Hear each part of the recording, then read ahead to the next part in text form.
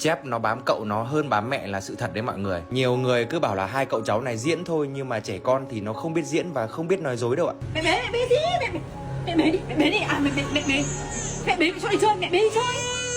Nhưng mà mẹ bế đi chơi mà, mẹ bế đi chơi mà. Thế cậu đi tắm nhá. Mẹ bế sang nhà văn hóa chơi.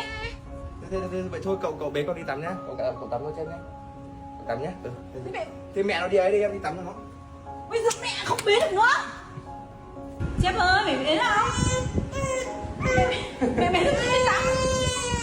Mẹ bế nào? Thôi thế cậu bế con một tí nữa rồi cho cậu đi tắm nha, bế cho chơi một tí nữa thôi nha. Mẹ bế cậu đi tắm nhá. Rồi nhá.